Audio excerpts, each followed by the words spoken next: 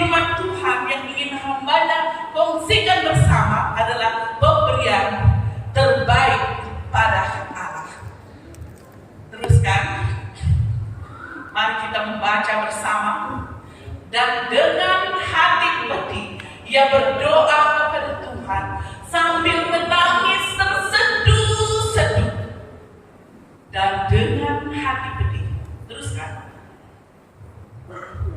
Kemudian bernazarlah ia, katanya, Tuhan semesta alam, jika sungguh-sungguh Engkau memperhatikan sengsara hamba-Mu ini dan mengingat kepadaku dan tidak melupakan hamba-Mu ini, tetapi memberikan kepada hamba-Mu ini seorang anak laki-laki, maka aku akan memberikan dia kepada Tuhan untuk seumur hidupnya, dan pisau cukur tidak akan menyentuh kepalanya. Lalu kata perempuan itu, mohon bicara denganku. Demi Tuhanku hidup, akulah perempuan yang dahulu berdiri di sini dekat Tuanku untuk berdoa kepada Tuhan untuk mendapat anak ini. Aku berdoa dan Tuhan telah memberikan kepadaku apa yang ku minta daripadanya. Maka aku pun menyerahkannya kepada Tuhan seumur hidupnya. Terserahlah ia kepada Tuhan. Lalu sujudlah mereka di sana dan menyembah Tuhan. Teruskan. Nah, saudara-saudara yang dikasihi di dalam Tuhan, apakah itu pemberian terbaik kepada Allah? Menurut Anda semua, pemberian terbaik itu bagaimana? Mungkin Anda berpikir, oh, pemberian terbaik itu adalah sebuah kereta yang sangat mewah, ya. Oh, pemberian terbaik itu sebuah rumah mewah tiba-tiba diberi kunci. Oh, pemberian terbaik itu adalah gelang emas yang sangat besar berlilitkan intan berlian, ataupun sebentuk cincin permata, ataupun intan berlian dan sebagainya, atau uang ringgit yang bertimbun-timbun. Apakah itu pemberian terbaik yang didambakan oleh Tuhan kepada kita? Pada pagi hari ini saya ingin membawa kita berpikir apakah itu pemberian terbaik yang diinginkan oleh Tuhan kepada setiap pribadi kita pada pagi hari ini. Nah, di dalam ayat yang sudah kita bacakan tadi berbicara tentang seorang wanita yang pernah hidup di dalam dunia ini, yang pernah memberikan persembahan terbaik yang menjadi teladan yang indah bagi saya dan saudara. Haleluya, haleluya. Saudara, kita teruskan. Apakah pemberian terbaik yang telah diberikan oleh Hana kepada Tuhan? Teruskan. Hana yang pertama yang diberikan oleh Hana kepada Tuhan adalah pemberian nazar. Atau dengan kata lain, Hana memberikan nazarnya kepada Allah.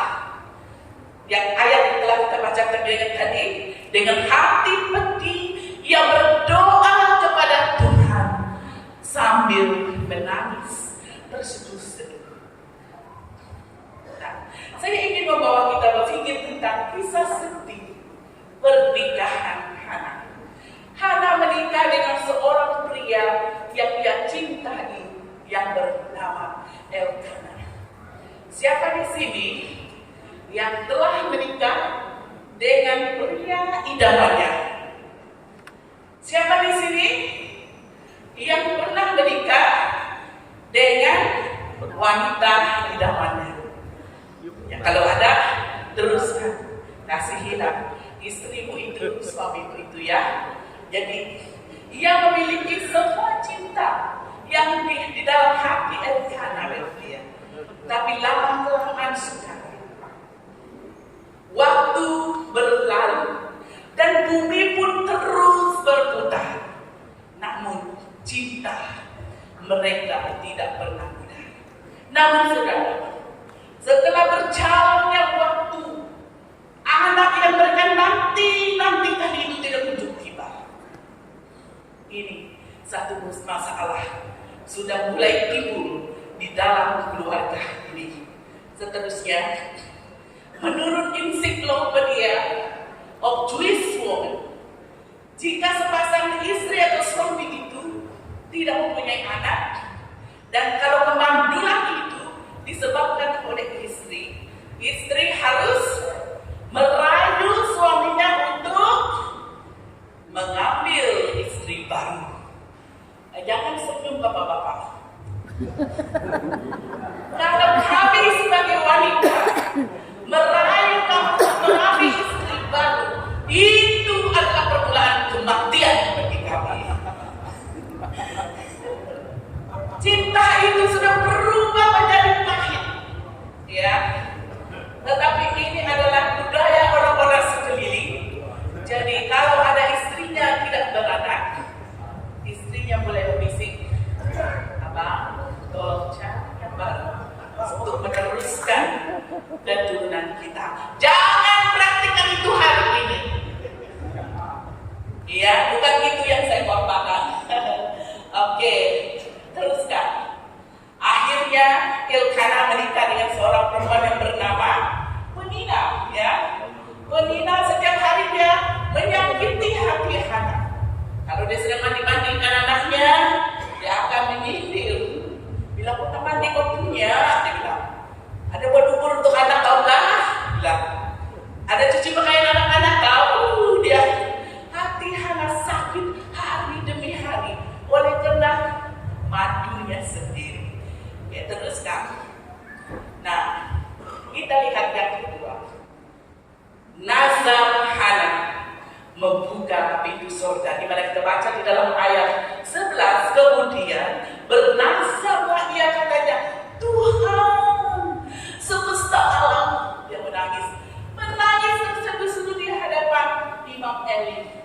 Hingga Imam Eli berpikir bahwa dia perempuan gila yang mabuk oleh anggur. Kita tahu ceritanya di mana Hana menafikan tuduhan-tuduhan itu, sehingga dia menyatakan, saya adalah seorang wanita yang sangat sedih. Saya berdoa bernazar kepada Tuhan. Nah, seringkali saudara, kita sering disalah tafsir oleh orang lain, oleh kawan, oleh suami kan, oleh istri kan, atau oleh pastor kita sendiri. No problem, berbicaralah kepada Tuhan ya, karena Tuhan tahu siapa dirimu yang sebenarnya. Next. Tetapi teruskan. Nah, selanjutnya, kesedihan, kepedihan dan kepahitan hidup seringkali membunuh manusia secara pikiran, emosi, dan fisik. Karena itu jangan lama-lama tinggal di dalam kesedihan, kedukaan yang kita rasakan, karena ia akan berubah menjadi sesuatu yang sangat teruk. Ini membuat manusia hidup dalam stres, distress, pressure, and anxiety yang teruk. Ya. Nah, seterusnya, seorang wanita yang beriman, Hana bangkit dari segala penderitaannya. Hana tidak terus diam di dalam penderitaannya, dan Hana tidak bercakap-cakap pada perempuan lain. Betapa sedihnya hidup saya ini, dan seterusnya. Dia tidak begitu, tapi dia terus kepada Tuhan. Dia menyerahkan, dia mulai mengambil satu langkah penting yang tidak pernah dia lakukan sebelumnya, yaitu bernazar. Seterusnya, di tengah-tengah keputusasaan dan kesedihan, ia menabung semua kekhawatirannya, kesedihannya, keperluannya, kepahitannya kepada Tuhan dengan tekun dan bersungguh-sungguh. Seterusnya, semakin dekat ia kepada Tuhan, maka semakin kuatlah dia dalam hubungannya secara pribadi dengan Tuhan. Seterusnya, seterusnya lagi. Hana mengucapkan nazarnya di dalam hati yang paling dalam. Mulutnya hanya berkomat kami. Tidak ada siapa apa yang dia minta, termasuk Imam Eli sendiri. Jadi Allah semesta tahu apa yang tersembunyi yang diucapkan oleh Hana di dalam hati. Seterusnya, di saat dan saudara tidak punya kata-kata, percayalah Tuhan Yesus tahu dan mendengar hatimu. Haleluya, itu nyanyian emergency. Teruskan. Jadi nazar Hana ini saudara menarik perhatian Bapa di surga, seperti juga Imam Eli. Bapa di surga mengerti segala isi hati dan nazarnya.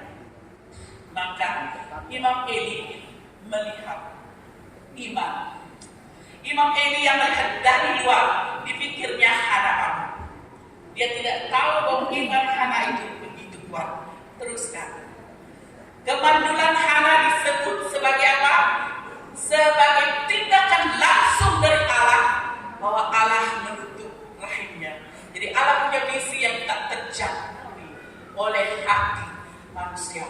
Mengapa Tuhan membiarkan perkara sedih itu berlaku kepada Hana? Karena Allah sendiri punya visi yang tersembunyi bagi Hana, bagi keluarganya, untuk kemuliaannya. Saudara, dalam situasi kita saat ini, Tuhan punya visi yang luar biasa, yang tidak kita jangkaui, tapi belajar untuk melihat kepada Tuhan, sehingga kita menjadi penggerak visi dan misi Allah bagi generasi ini.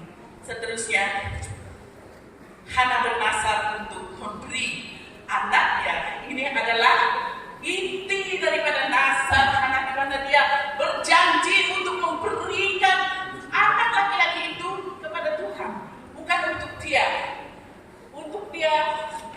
menikmati sebagai seorang ibu, ya, menikmati kasih sayang antara dia dan anaknya, tapi dia mau dipersembahkan seluruhnya kepada Tuhan. Seterusnya, nah saudara-saudari yang dikasihi, bukankah Allah kadang-kadang membiarkan kita mengalami kekecewaan, kepedihan, diremehkan oleh orang lain, atau menuntun kita dalam satu situasi yang kita tidak tahu, tapi Tuhan mempunyai maksudnya. Seterusnya,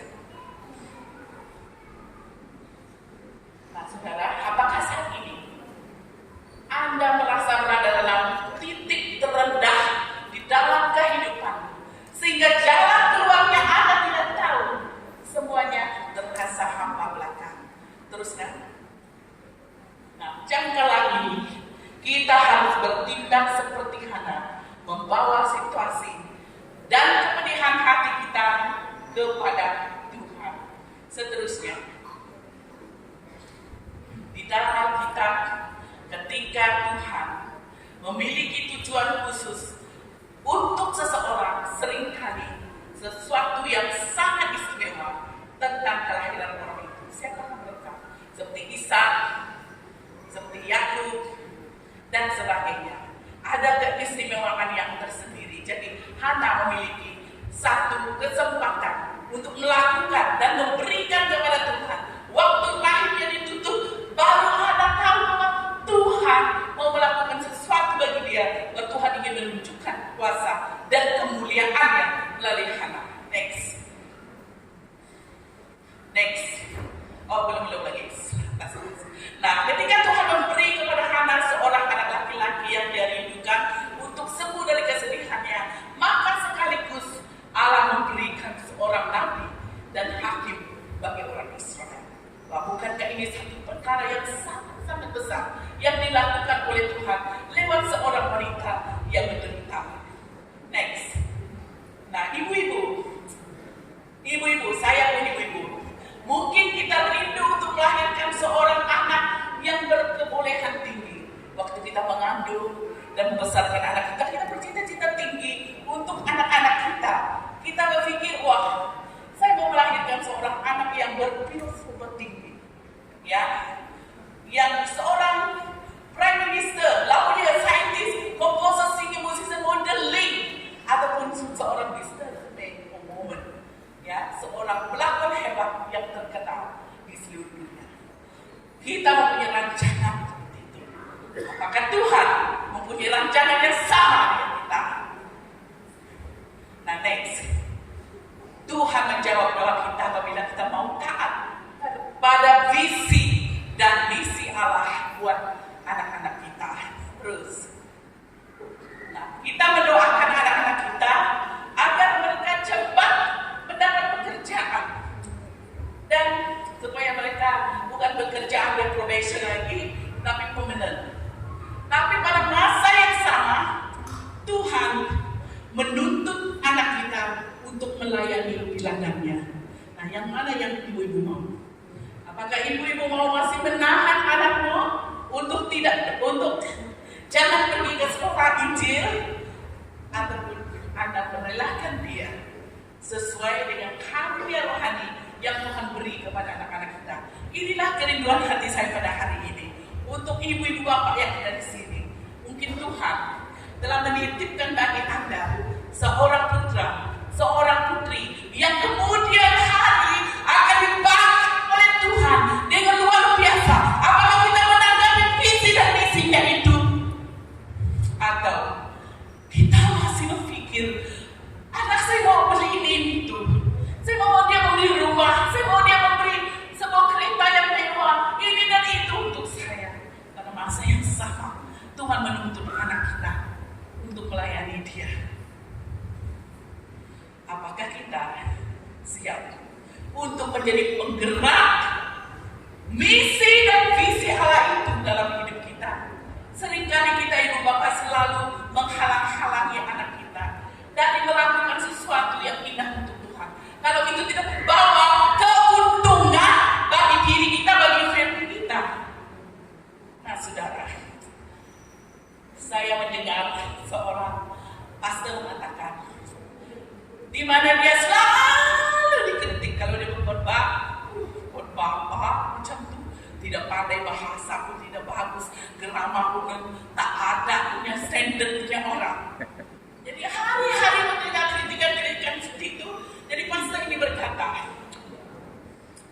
hari ini saya tantang kamu ibu bapak yang ada di sini, mana anak yang tinggi universiti itu, beri untuk Tuhan, supaya jangan mereka mendengar khotbah seperti saya ini, yang tidak pandai, yang buta huruf ini. Mana anak-anakmu yang engineer, electrical, yang mechanical, yang berfilosofi tinggi, berteknologi tinggi, suruh mereka pergi kepada Tuhan, melayani Tuhan. Dia bilang, semua orang diam. Tidak ada siapa yang menawarkan anaknya untuk melayani Tuhan. Nah, saudara, pengorbanan seorang pastor adalah satu pengorbanan yang sukar untuk kita explain atau menjelaskan kepada orang lain. Karena itu, jaga melindungi. Jangan mengatakan pastor kamu yang ada di sini. Kalau kamu mengatakan dia, suruh mana antara anak yang paling pintar, itu kamu beri. Pergi sekolah Injil, pergi berkorban kemana-mana, mencari jiwa kembali kepada Tuhan. Ya, terus.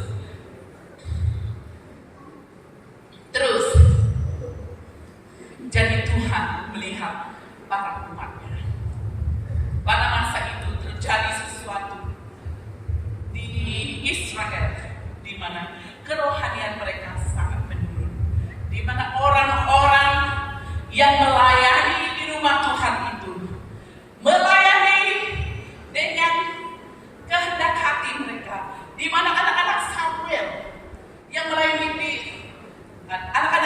Eli yang melayani di rumah Tuhan itu minum mabuk, main dengan perempuan.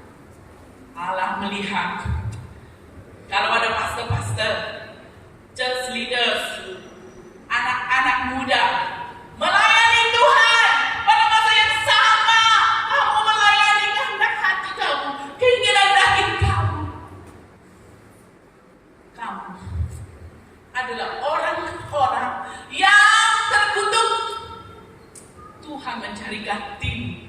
Nah, ibu bapak, kalau Tuhan sedang mencari ganti, siapa mau memberi? Siapa di antara kita yang mau memberi anak itu? Semua mau anak, supaya tiap bulan dapat gaji dari anak, dapat pemberian dari anak. Kalau sudah jadi pastor, apa yang akan pastor buat? Pertama, saya mau cerita satu kisah singkat, di mana saya dan abang saya dipanggil Tuhan untuk melayani. Jadi banyak orang berkata pada ibu bapak saya, kenapa kamu bagi dua? Mereka bilang, cukuplah satu. Kalau kamu tua siapa jaga? Dalam hati saya, Tuhan, berikanlah saya tempat pelayanan di mana saya boleh jaga ibu dan bapak saya dan juga tetap melayani Engkau. Betul perkara itu terjadi. Saya berkata itu waktu saya masih 15 tahun. Tetapi ketika kami pindah melayani di Kanada, ayah dan ibu saya sakit, sehingga saya melayani menjaga ibu saya selama 10 tahun. Dan abang saya pun menjaga ibu saya. Kami adalah pastor yang tidak dapat apa-apa, tetapi kami boleh menjaga ibu bapak kami. Banyak orang menghina, mengapa kau beri dua untuk Tuhan? Jadi apa yang dia akan buat untuk kamu? Kalau kamu sakit, siapa yang jaga kamu? Saudara, saya ingin pastikan, saya, abang saya yang menjaga. Kami tinggal di Banten, kami menjaga mereka. Adik dan kakak saya yang bukan pastor membagi support. Mereka datang dan melihat dan merawat dan melihara ayah dan ibu kami. Nah, saudara, kita tidak boleh mengatakan apa-apa tentang hamba-hamba Tuhan. Seterusnya, mereka melakukan dosa dengan tidur dengan perempuan-perempuan. Sudah. Terus.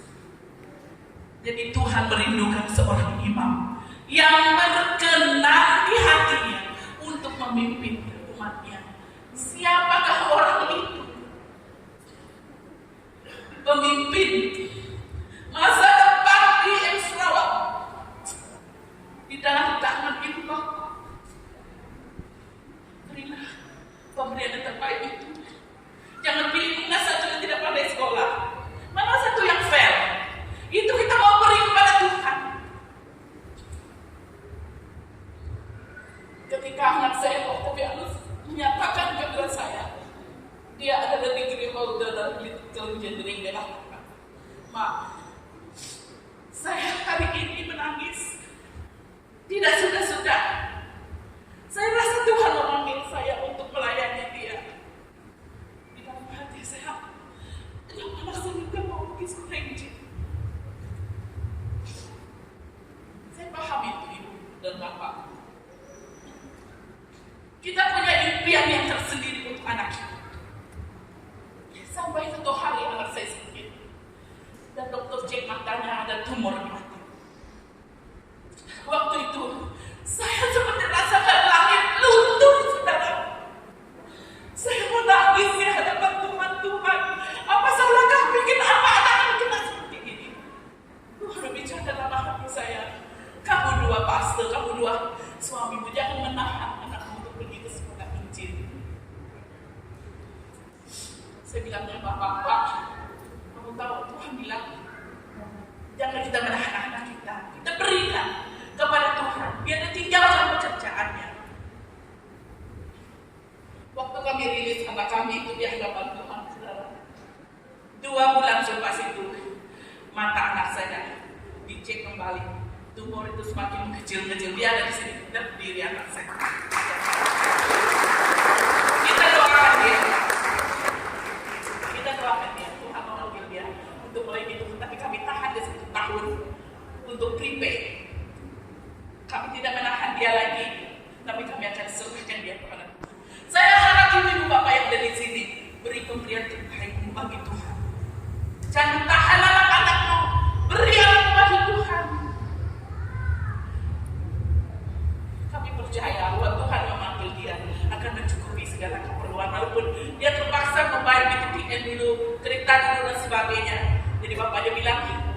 tahun.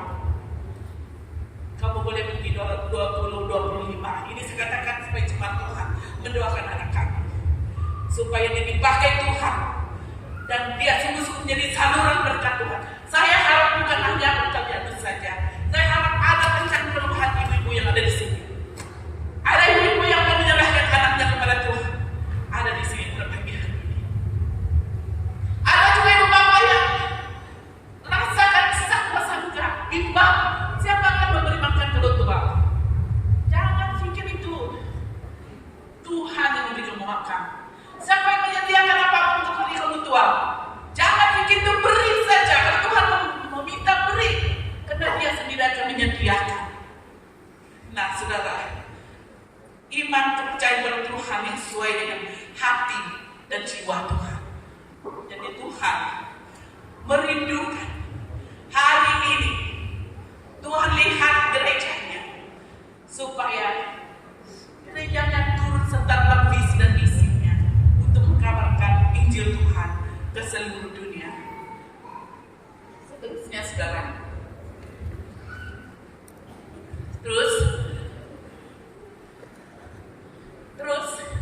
ada lagi.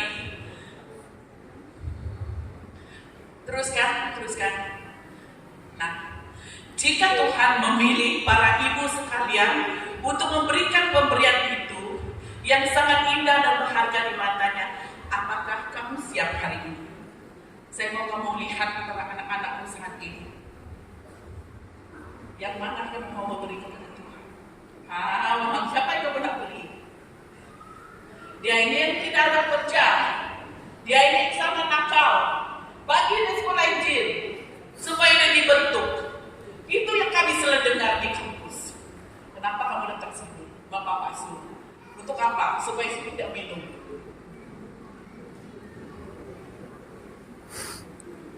Pikirkan sekarang ini, saudara.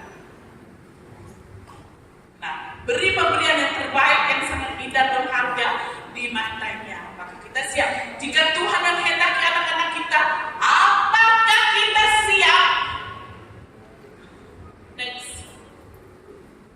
Nah, visi Tuhan bagimu hari ini agar setiap anak yang dilahirkan itu adalah kudus bagi Tuhan. Apakah hari ini kita mau menyatakan kita kepada Tuhan? Apakah hari ini saudara dan bapak ibu mau memberi nazarmu kepada Tuhan pada pagi hari ini? Apakah hari ini?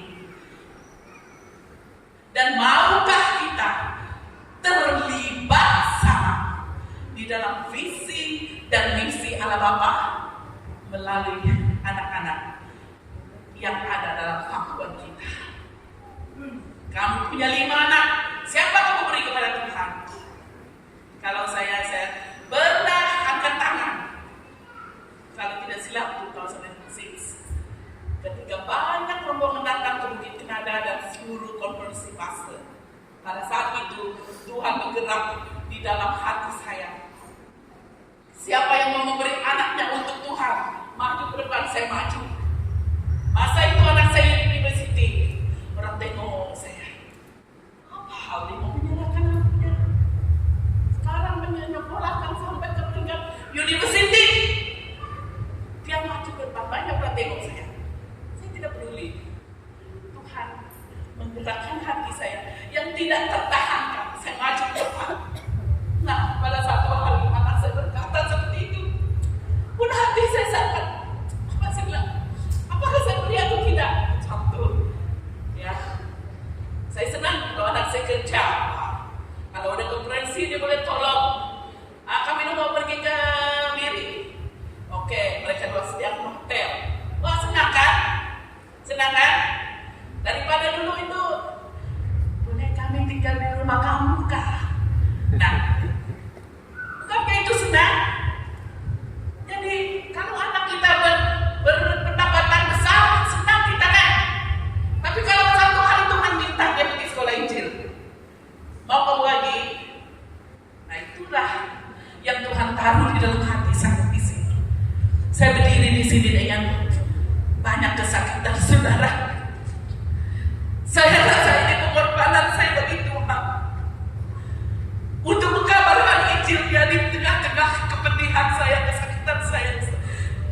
belakang saya. Kalau kamu sakit belakang, tidak dapat menyelamatkan. But I want to give a sacrifice for Jesus this morning. Hallelujah. Segala kemuliaan bagi Tuhan. Karena Tuhan taruh ini dalam hati saya, saudara. Tuhan taruh message ini dalam hati saya. Saya mau Bapak Ibu terbuka hati untuk melihat masa depan BM Sarawak. Kalau kita boleh beri duit saja kepada Tuhan. Kalau tidak ada yang kita utus, siapa akan pergi? Saya ingat suami saya mengatakan di sekolah mereka di SDS, di mana orang datang berdepan dan maju ke depan dan sujud di depan mahasiswa dan mahasiswi dan all the lecturer di SDS. Dia orang minta kalau hari pertama mari panggil pastor kami. Sekarang kami kehilangan, kami tidak ada kecukupan untuk pastor. Kami tidak cukup pastor. Kalau ada yang tamat, berilah kepada kami sambil menangis-nangis. Apakah BIM Sarawak akan jadi seperti itu? Perhatikan, dalam setiap gereja kita hari ini, dalam setiap rumah tangga, paling tidak hantar satu untuk Tuhan Yesus. Tuhan Yesus mau meminta itu dari saudara. Saudara telah banyak sekali memberi duit kepada Tuhan. Tapi dia bukan hanya minta duit saudara. Dia bukan hanya meminta harta saudara. Tetapi dia meminta anak yang kau sayangi. Beri kepada Tuhan saudara. Itu message yang Tuhan simpan di dalam hati saya. Yang saya rasakan sendiri. I experience it myself. Bukan senang. Oke. Terus. Apakah pemberian terbaik yang telah diberikan Hana kepada Tuhan? Terus. Yang kedua. Hana memberikan putranya untuk melayani Tuhan. Ketika dia sampai di bait suci, dia berkata kepada Imam ini anak yang saya hari itu nangis meminta di tempat ini. Nah, ini dia. Saya serah dia kepada Tuhan. Ketika dia sudah cerai susu, berapa umur dia cerai susu, ibu-ibu? Ada yang 3 tahun, 4 atau 5 tahun kan? Dia beri dia secomel itu. Kalau ibu-ibu dia memberi anak kepada Tuhan, itu satu penderitaan bagi dia. Bagi Tuhan sekecilan. Kalau mau titipkan, beri kepada orang. Memang tidak ibu yang memberi. Anak secomel itu untuk Tuhan. Tetapi Hana melakukannya. Walaupun saat itu dia tidak punya anak. Dia tidak punya anak. Satu-satunya anak yang dimintanya dari Tuhan. Itulah juga yang Tuhan minta dari dia, saudara. Ingat, hari ini Tuhan melihat anak-anakmu. Ada seorang yang dia mau dari anak-anak Anda. Jangan ragu-ragu. Jadi terus, maka aku menyerahkannya kepada Tuhan terus. Nah, banyak orang berjanji akan memberi anaknya kepada Tuhan, menjadi hamba Tuhan, tetapi tidak menunaikannya. Banyak sekali. Saya berikan anak ini untuk Tuhan, tapi setelah dia menikmati kekayaan dari anaknya, wah, dia tahan kaki anaknya. Banyak alasannya sudah. Dia tidak mau bakti untuk Tuhan. Bagaimana dengan bapak dan ibu? Terus Hana menunjukkan pengabdiannya kepada Tuhan dengan menunaikan nazarnya kepada Tuhan, yang itu menyerahkan putranya untuk melayani Tuhan. Terus. Oke. Hana tetap fokus dengan nazarnya. Ia bertekad dan tidak menarik balik apa yang sudah dia berikan kepada Tuhan. Oke, terus lagi. Jadi dengan sikap yang sama, kita orang tua Kristen masa kini dapat menyatakan penyerahan kita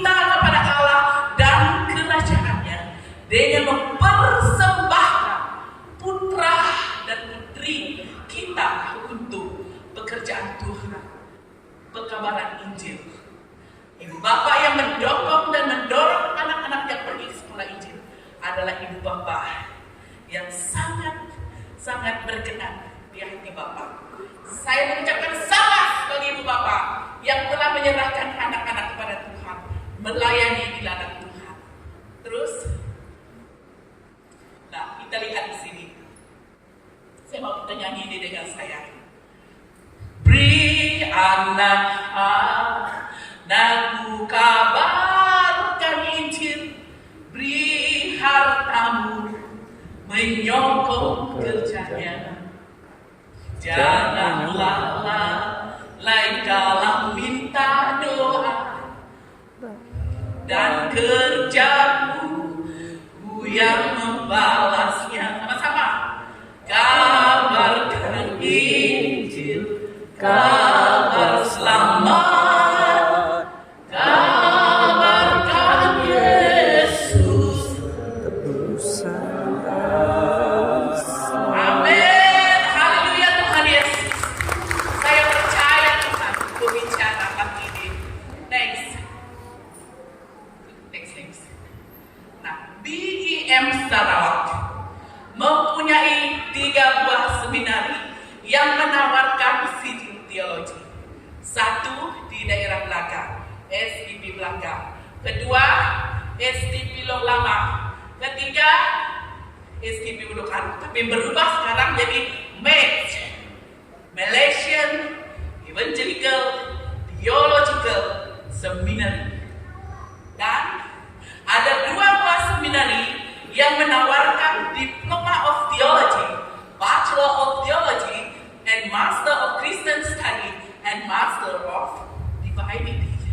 Ada 2, yaitu Maths Miri dan Maths Lawas.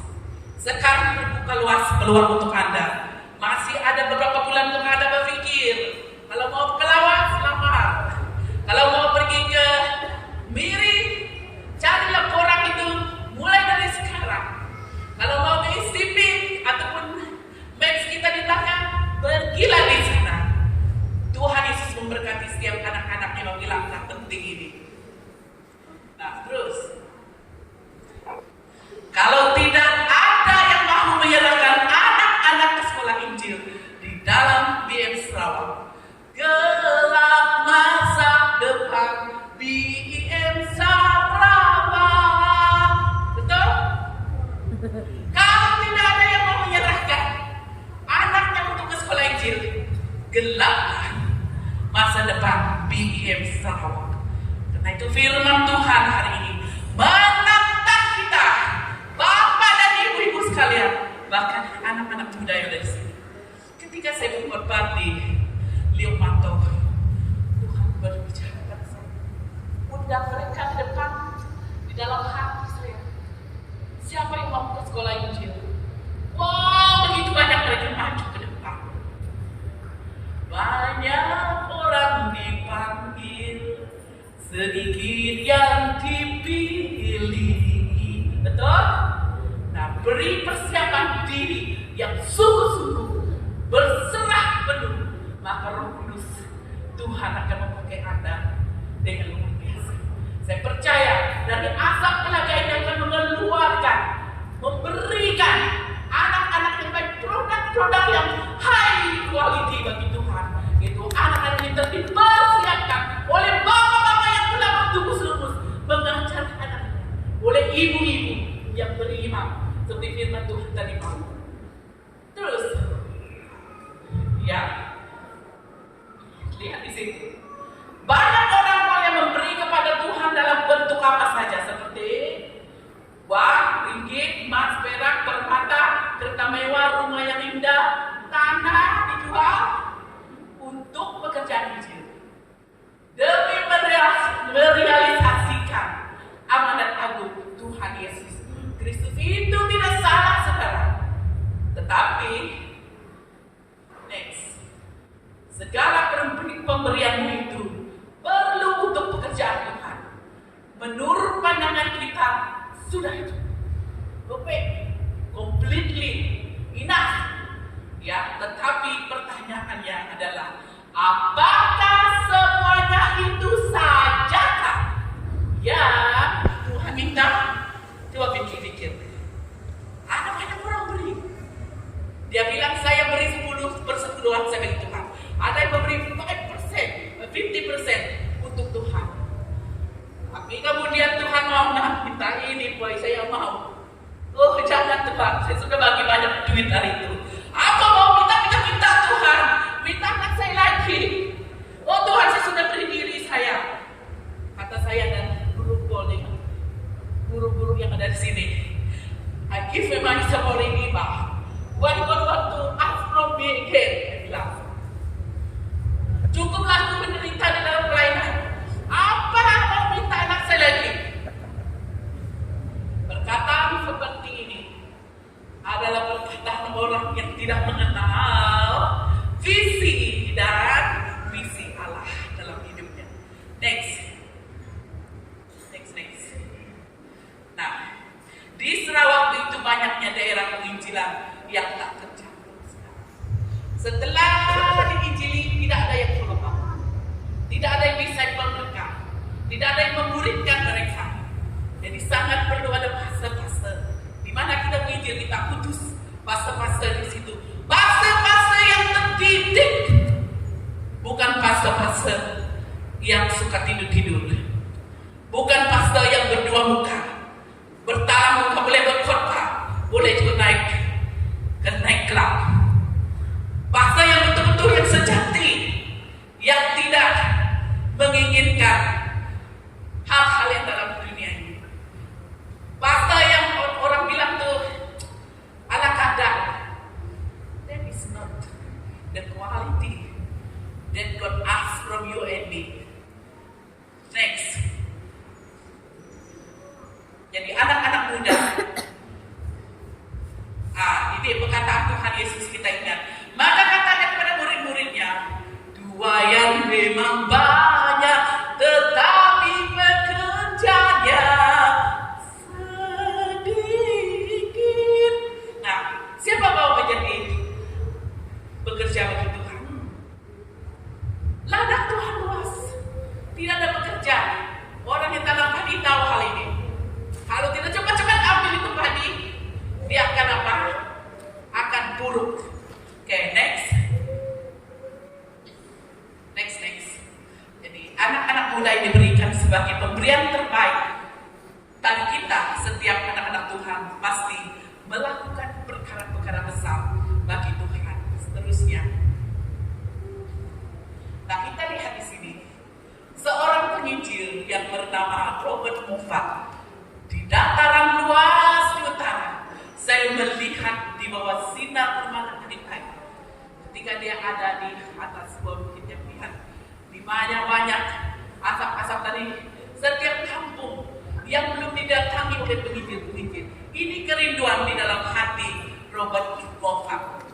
Terus, nah ini kita lihat Frank Division, Harry Tolley dan Hudson Southwell, di mana ketiga pemuda ini berasal dari denominasi yang berbeda, tetapi mempunyai satu misi, satu target untuk menginjili Borneo. Siapa orang Borneo itu?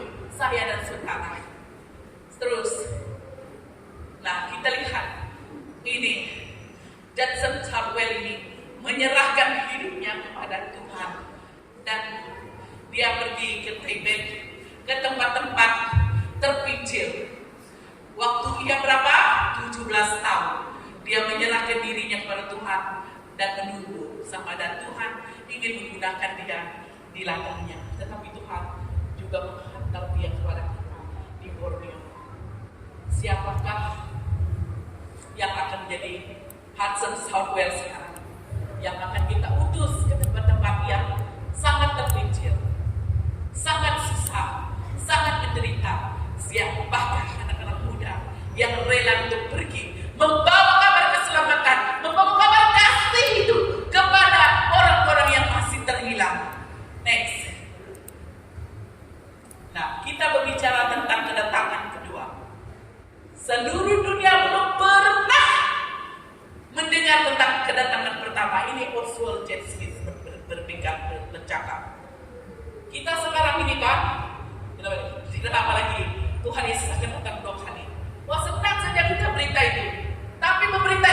keselamatan bagi orang sesat, kita tidak pergi. Tuhan mau datang sudah, kita masih berlenga-lenga. Kita mesti ambil tindakan mulai sekarang. Ada sesuatu yang perlu kita lakukan. Next.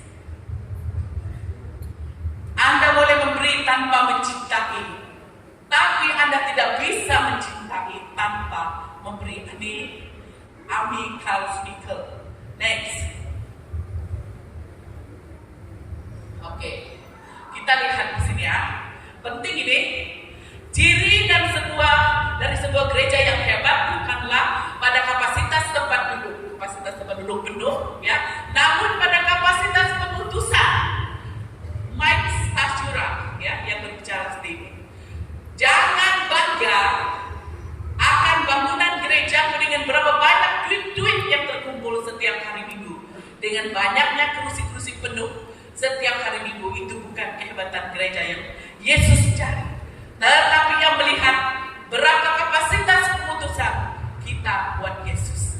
Itu yang Yesus lihat, bukan kepada duit-duitnya, bukan kepada tempat duduk itu senantiasa penuh setiap hari Minggu. Next. Nah, jangan bangga dengan jutaan atau ratusan ribu ringgit gerejamu simpan di bank. Jika Yesus datang hari ini, dia tidak akan bertanya, berapa juta duitmu di bank? Tetapi dia akan bertanya, berapa jumlah uang yang kamu gunakan untuk penginjilan? Ini dari pastor tunjuk lain. Saya dengar yang berbagi, saya petik quotation. Dia tidak tanya, ini ya, yang dasar. Dia tidak tanya, berapa duit lembu kulit di bank kalau Yesus datang hari ini? Berapa duit data kakus di bank?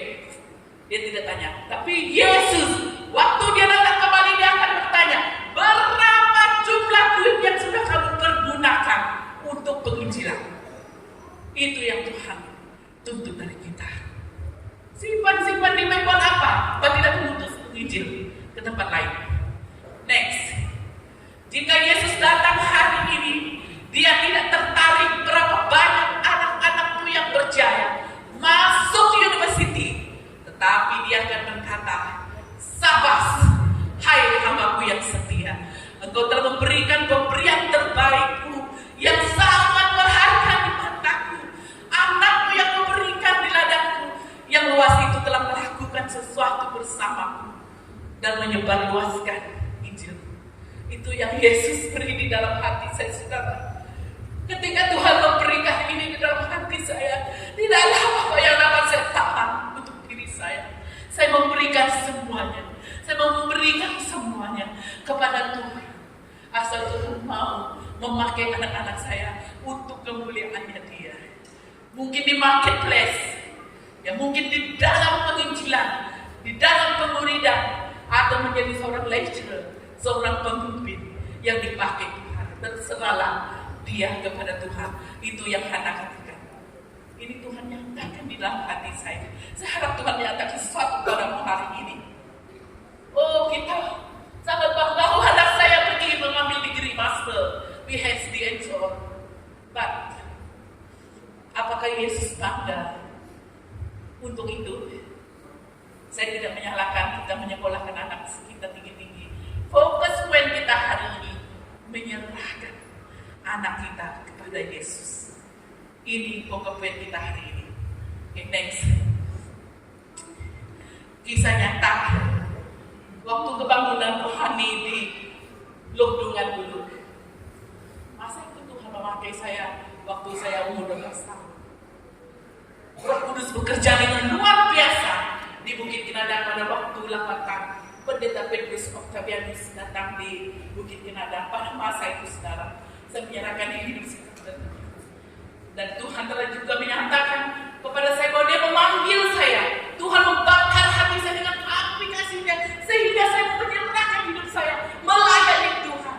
Pada umur yang begitu muda, saya menjadi pastor. Belum sampai 20 tahun, saya sudah menjadi seorang pastor. Sehingga satu toke berkata dengan saya begini, saya lihat kamu anak-anak di sini. boleh berdikari sendiri. Kalaulah anak saya boleh seperti kamu, alangkah baiknya. Saya senang hati di luar, dia bilang. Saya bilang dengan dia, oke. Saya datang dari jauh, dan saya pergi beli di kedai di Bukit sana dulu. Saya kan di lainnya di rumah Daro. Saya lihat kamu ini sudah masjid, bilang. Tapi kamu pakai masa muda kamu dengan lebih baik. Saya bilang, yang membuat saya menjadi seperti ini adalah Tuhan Yesus. Firman Tuhan yang mengubah hidup saya. Firman Tuhan yang membuat saya dapat bertahan, dapat berdiri dalam kekudusan Tuhan, sehingga saya boleh berjumpa dengan suami saya dan kawin di dalam kekudusan itu. Itu luar biasa, saudara. Sekalipun begitu banyak cobaan dan tantangan dalam hidup saya, tapi Tuhan membuat saya stand firm in the Lord. Apapun juga situasinya, saya percaya Anda sekalian yang mau menyerah hidup pada Tuhan, Tuhan akan memberikan. God will enable you. Tuhan akan membuat kamu dapat bertahan sehingga kamu menjadi seorang hamba Tuhan yang berdaya guna, berdaya saing bagi kemuliaan Tuhan. Haleluya, haleluya, haleluya. Jadi dalam kerjaan Tuhan di rombongan ini, seorang ibu saya lihat dia datang sebentar saya menyanyi seperti ini. Roh Kudus Tuhan bekerja dengan luar biasa, saudara. Masa itu melalui kami ada 3 orang, saya dengan abang saya dan mendiakonkan saya. Waktu kami menyanyi, saya lihat seorang ibu maju ke depan dan meluk kaki, kalau tidak salah saya macam Pastor Rubin, saya tengok masa itu masih tradisi Nusantara saya pas satu.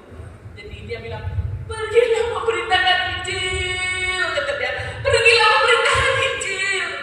Ya seolah-olah satu luahan hati Yesus kepada gerejanya hari ini. Waktu saya melihat itu, saudara, hati saya sangat hancur. Saya dibakar oleh aplikasi Tuhan. Saya mau beri diri saya mau pergi memberitakan Injil. Tidak peduli di mana Tuhan mengutus saya. Itu azab yang ada di dalam hati saya. Ketika itu, Roh Kudus bekerja dengan luar biasa, saudara. Sehingga di dalam kampung kami masa itu, begitu banyaknya bahkan orang-orang yang masuk ke sekolah Injil. Sekarang bagaimana? Kita masih rindukan api seperti itu, saudara, membakar setiap hati anak-anak muda ada hari ini, supaya mereka memberi diri kepada Tuhan. Tuhan membakar hati kita dengan api kasih-Nya, sehingga kita mau memberi korban, menyerah diri kepada Tuhan dan melayani Dia dengan segenap hati kita, dengan penuh pengertian kepada Tuhan. Itu yang Tuhan tuntut dari kita. Next.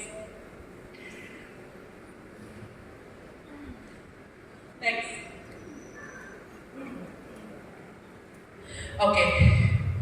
Pada hari ini banyak orang beri alasan. Saya tidak mendengar panggilan Tuhan untuk pergi melayani Tuhan. Hanya orang yang dipanggil saja yang pergi ke sekolah Injil. Karena dia sendiri tidak memberi kepada diri dia kepada anak-anak muda. Jadi, kalau Anda benar-benar mengetahui Yesus adalah Tuhan dan berkorban bagimu di atas kayu salib, memberi keselamatan bagimu, berilah dirimu dipakai oleh Tuhan di ladangnya yang luas. Tidak peduli apa, tidak peduli siapa kamu, bangsa apa kamu, dari keturunan mana kamu, Tuhan mau memakai dengan luar biasa di tangannya. Next. Saudara, secara rohani orang-orang berdosa itu berteriak, beritakan Injil, beritakan tentang pengampunan dosa. Apakah telinga kita mendengar itu? Masuk lebih dalam ke tahap kerohanian, Anda akan mendengar teriakan jiwa yang masih belum menerima Yesus, yang masih jauh dari Tuhan. Mereka perlukan Injil, mereka perlukan Anda. Seterusnya, saudara, kita lihat. Next. Nah, ini satu nyanyian yang betul-betul menyentuh hati saya.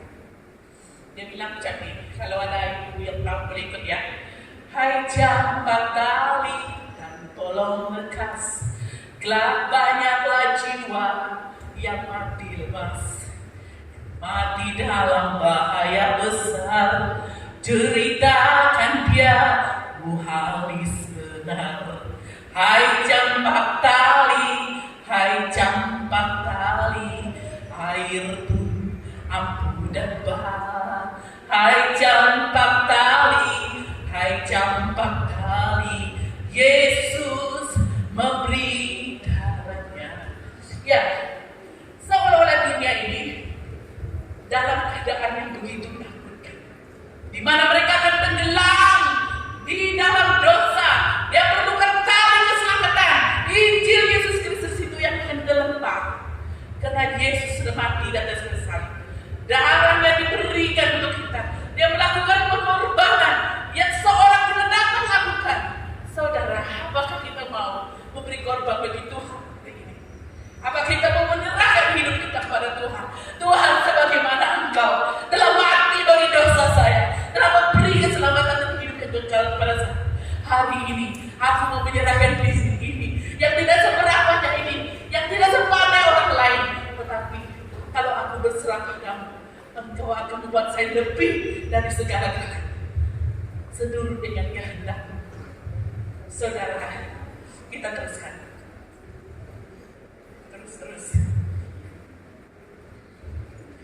Terus.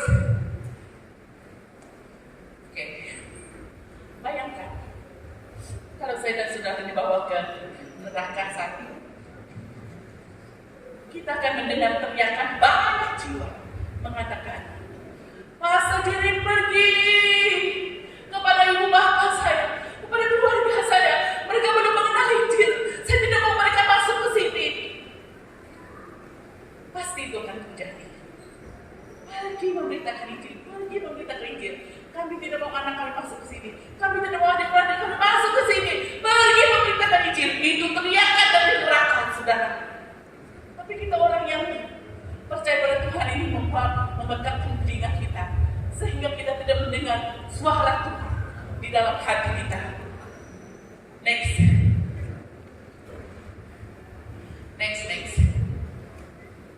Oke. Kepada Nabi Yesaya, Tuhan berbicara kepada Nabi Yesaya pada zaman orang Israel sudah jatuh begitu jauh. Tuhan berkata, siapakah yang akan kuutus dan siapakah yang mau pergi untuk aku? Lalu sahutku, ini aku, utuslah aku. Saudara, waktu saya masih terjangkau, saya mendengar ayat ini berbicara kepada saya. Siapakah yang akan kuutus? Siapakah yang mau pergi untuk aku?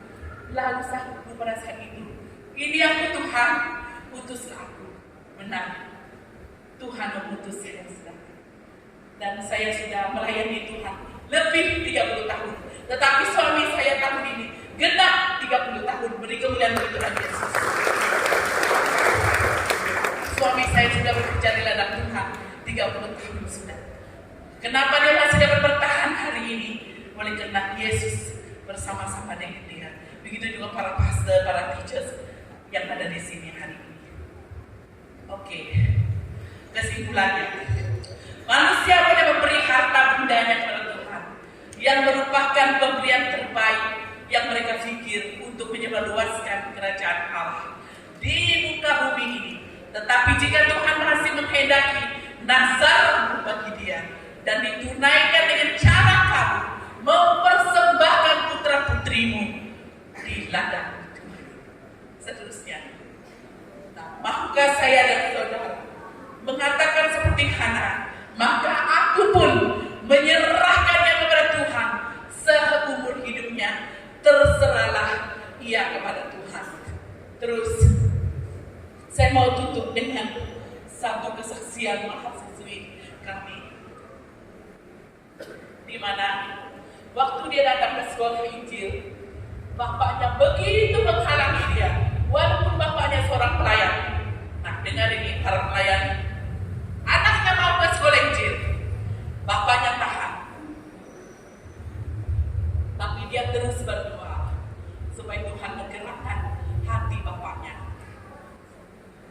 Satu hari bapaknya berkata, mulai hari ini saya menyerahkan kamu dengan Tuhan. Bapaknya hantar dia ke airport di Biri. Sebelum anak-anaknya pergi boarding, dia kata, mulai hari ini kamu bukan anak saya lagi, tapi saya menyerahkan kamu sepenuhnya kepada Tuhan. Di mana Tuhanlah yang akan jadi bapamu, Tuhanlah yang akan jadi rajamu, Tuhanlah yang akan jadi pelindung, Tuhanlah yang akan menjaga kamu. Dia menyerah penuh anaknya kepada Tuhan. Namun saudara jangan lupa, di sebalik rahasia yang diketahui oleh bapaknya begini, anak kata dia, Tuhan telah bekerja dalam hati saya. Di mana selama ini saya berdoa, Tuhan, utuslah penginjil-penginjil ke tempat-tempat yang belum diizini. Pak Haji sudah mengunik Tuhan, siap untuk dituai. Utuslah pekerja-pekerja, kerja anak-anak muda Tuhan, supaya mereka memberi diri mereka kepada Tuhan. Itu doa dia, pelayan ini. Nah awas, pelayan-pelayan dan jemaat Tuhan, doa untuk orang lain, supaya anak orang lain pergi. Sekali Tuhan panggil anak dia, di situ dia jatuh tersyukur di hadapan kaki Tuhan. Selama ini saya berdoa ke orang, sekarang Tuhan perintah saya punya. Dia bilang, kenapa saya harus ingkar? Kenapa saya tidak memberi anak saya ini kepada Tuhan? Saat itu Roh Kudus menyentuh hatinya. Saat itu dia suruh anaknya pergi ke lawas. Beri kemuliaan bagi Tuhan Yesus, saudara. Luar biasa. Waktu saya mendengar kesaksian anak itu, saya menangis, saudara. Jadi waktu anak saya menyatakan dia mau pergi ke sekolah Injil, saya ingat luahan hati Bapak ini. Saya bilang dengan suami saya, Tuhan, Bapak, selama ini kita berdoa menghadap Tuhan supaya Tuhan mengirim banyak pekerja. Tapi kalau Tuhan minta anak kita, kenapa kita mau tahan? Jadi suami saya pun berpikiran yang seperti anak dan anak memberikan semua kepada Tuhan supaya menjadi penggerak visi dan misi Allah. Saudara, cukup sudah harta benda yang sudah kita beri? Belum, saudara. Kita masih memberi tiap hari. Namun apabila Tuhan, I want one of your children. Nah, apa kita punya jawab? Ya, seterusnya.